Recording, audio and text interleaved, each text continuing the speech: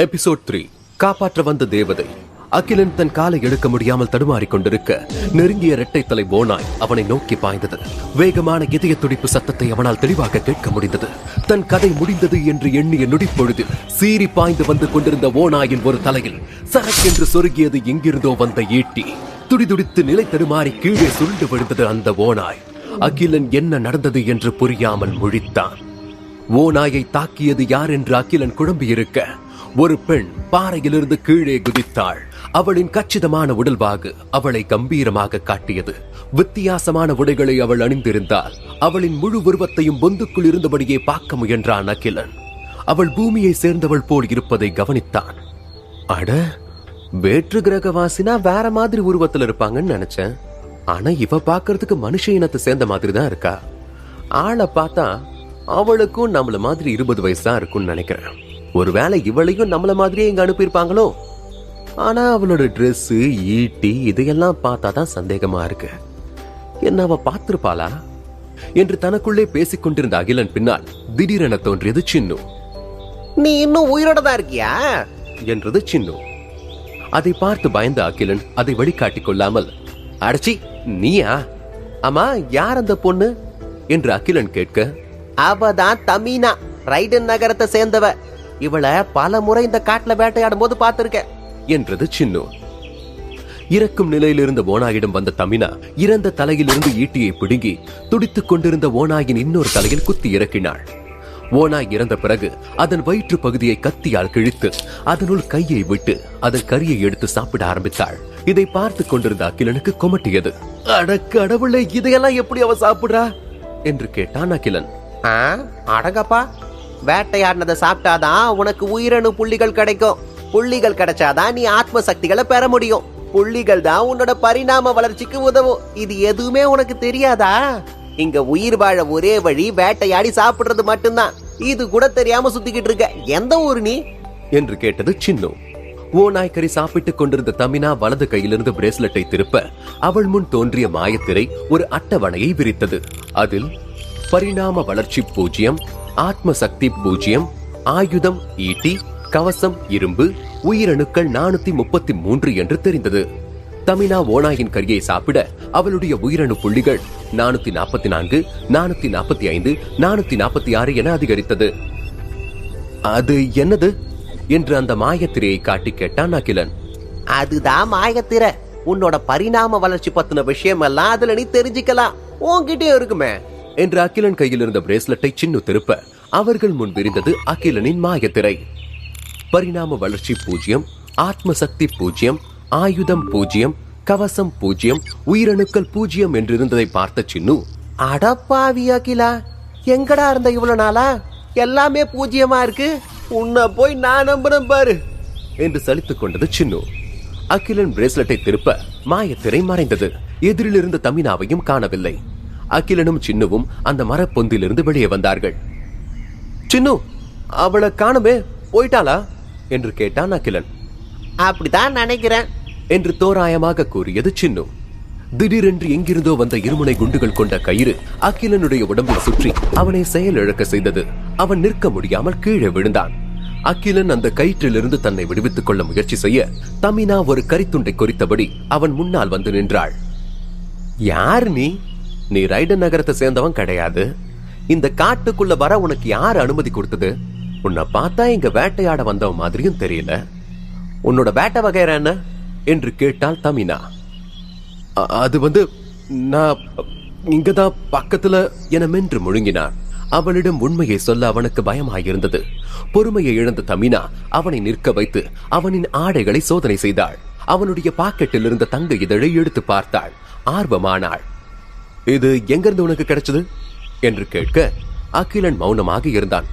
சொல்லு, பெரிய பூக்களோட அனுமதி இல்லாம இது உனக்கு கிடைக்காது. இந்த தங்க பூவிதழ் எப்படி உன் கைக்கு வந்துச்சு சொல்லுடா என்று அகிலன் கழுத்தில் கத்தியை வைத்து கேட்க பதறிய அகிலன், எங்க எங்க எனக்கு ஒண்ணும் தெரியாதுங்க.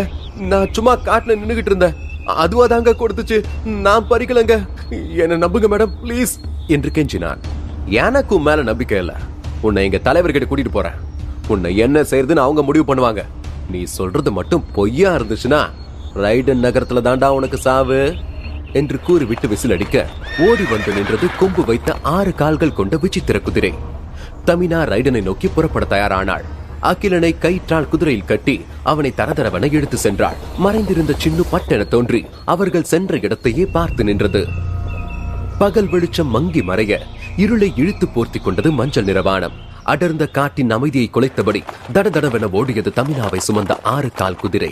கயிற்றால் கட்டி இழுக்கப்பட்டு வந்த அகிலன் குதிரையின் வேகத்திற்கு ஈடு கொடுக்க முடியாமல் திணறினான். குதிரையின் வேகம் குறைந்து மெல்ல ஒரு பாறையின் மீது ஏறி நிற்க தொலைவில் தெரிந்தது அகண்டு விரிந்த ரைடன் நகரத்தின் மதில் சுவர். தமினா திரும்பி பார்க்க வியர்வை கடலில் மூழ்கியிருந்த அகிலன் மூச்சிறைத்து நிற்க முடியாமல் தடுமாறினான். குதிரையை ரைடனை நோக்கி செலுத்தினாள் தமினா. 1/4 மைல் தூரத்தில் ரைடன் நகரத்தின் வாயிலை அடைந்தது குதிரை.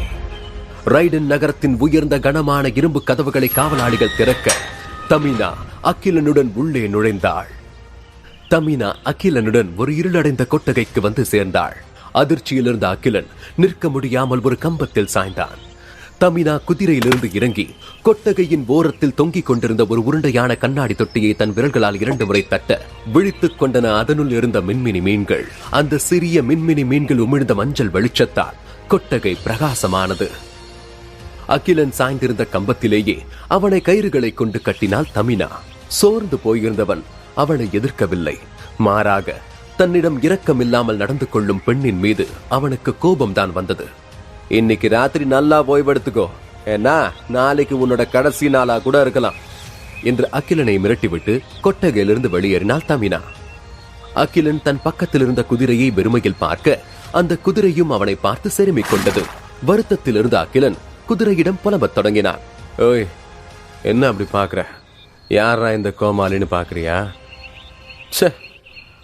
உன்கிட்ட சொல்றதுக்கு என்ன? நான் பாட்டுக்கு ட்ரெயினுக்கு முன்னாடி விழுந்து சாக கிடந்தேன். என்னை காப்பாத்தி நான் சொல்ற இடத்துக்கு போயிட்டு வா, பணம் தரேன்னு சொன்னா ஒரு ப்ரொஃபசர் பரதேசி. அவன் மட்டும் என் கையில கடச்சான். இல்ல, தப்பு தப்பு. ப்ரொஃபசர் ஒரு நல்ல மனுஷன். அவர் என் குடும்பத்தை காக்க வந்த கடவுள். அவரை திட்டக்கூடாது என்று மது போதையில் இருப்பவனைப் போல உளறினான். அவனுடைய சலம்பலை கேட்க விருப்பமில்லாத குதிரை முகத்தை திருப்பிக் கொண்டது. அகிலன் மெல்ல அழுதபடி புலம்பினான். இந்த உலகத்துல ஒரு நாள் இருந்ததுக்கே என் உயிர் போற நிலைமைக்கு வந்துடுச்சு. நாளைக்கு என்னென்ன செய்வாங்கன்னு தெரியலையே. என்னோட வருத்தமெல்லாம் எனக்காக காத்துக்கிட்டு இருக்கிற என் அம்மாவும் தங்கச்சியும் தான். அவங்கள ஒரு தடவையாவது பார்க்கணும் போல இருக்கு. அவங்க கூட உட்கார்ந்து பேசணும், சிரிக்கணும். நான் இங்க என்னெல்லாம் பார்த்தேங்கிறத அவங்க கிட்ட சொல்லணும். நான் இப்பவே போய்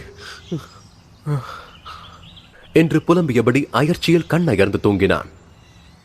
தன் அறையிலிருந்து ஜன்னல் வழியாக அகிலனை பார்த்து கொண்டிருந்தாள் தமினா. அவனிடமிருந்து பறித்த தங்கப்பூ விதழை தன் உள்ளங்கையில் வைத்திருந்தாள். சட்டென்று தமினாவின் தோளில் தோன்றியது அவளது செல்ல ஜந்துவான ஒரு ஊதா நிற குட்டி உருவம். அதன் பெயர் நித்தி. என்ன யோசிக்கிற தமினா என்று கேட்டது நித்தி. தமினா அகிலனை கை காட்டி, அவனை பத்திதான். எந்த விசேஷ சக்தியும் இல்லாத இவனுக்கு தங்கப்பூ விதழை இந்த இயற்கை எதுக்காக கொடுக்கணும் என்று சந்தேகத்துடன் கேட்டாள். அட, அவன் சொன்னது நீ நம்புறியா? அவன் முகத்தை பார்த்தாலே தெரியலையா அவன் ஒரு ஏமாத்து பேர் வழின்னு? யார்கிட்டயாவது திருடிக்கிட்டு வந்திருப்பான் என்று தீர்மானமாக சொன்னது நித்தி. அரை தூக்கத்தில் இருந்த அகிலன் சிரமப்பட்டு கம்பத்தில் முதுகு சொரிந்து கொண்டான். இல்ல நித்தி, இந்த இயற்கை எதுக்காகவோ இவனை தேர்ந்தெடுத்திருக்க. எந்த சக்திகளும் இல்லாம காட்டுல சுத்திக்கிட்டு இருந்தானா ஜந்துக்களால சுலபமா வேட்டையாடப்படுவான். அப்படி எதுவும் நடக்க கூடாது.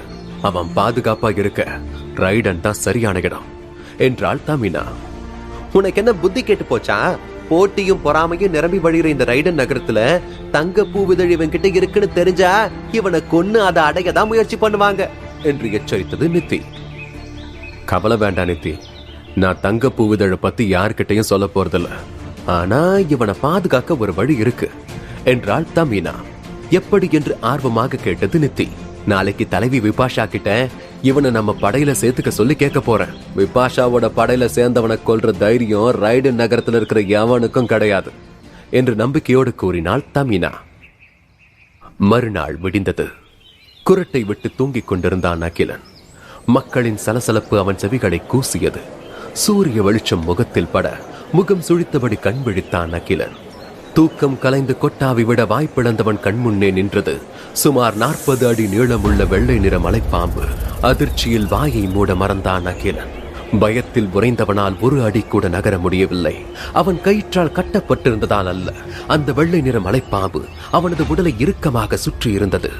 அந்த பாம்பு மெல்ல வளைந்தாடியபடி அவன் முகத்தை நெருங்கி பார்த்தது. அகிலன் முகத்தை திருப்பிக் கொண்டு மூச்சு விட முடியாமல் கத்தவும் முடியாமல் திணறினான். இவ்வளவு நீளமுள்ள மலைப்பாம்பை அவன் இதற்கு முன் பார்த்தது கூட கிடையாது. அதுவும் அனகொண்டாவை போலிருக்கும் ஒரு மலைப்பாம்பு விழுங்கிதான் அவன் சாகப் போகிறான் என்று அவன் கனவில் கூட நினைத்தது இல்லை. மெல்ல அந்த மலைப்பாம்பு அதன் தலையை பின்னே இழுத்தது. அகிலன் அதை ஓர கண்களால் பார்க்க அந்த பரிணாம வளர்ச்சி அடைந்த மலைப்பாம்பு அவனை விழுங்குவதற்காக அதன் தலையையும் தாடையையும் 8ஆக பிரித்து பிளந்து நின்றது. அதனுள் தெரிந்தது பல 100 பொடி விஷப்பற்கள். அதை கண்டு பதறிய அகிலன் தெரிந்து கொள்ள உடனே பாக்கெட் எஃப்எம் ஆப்பை டவுன்லோட் செய்து கேளுங்கள். கிபி 2500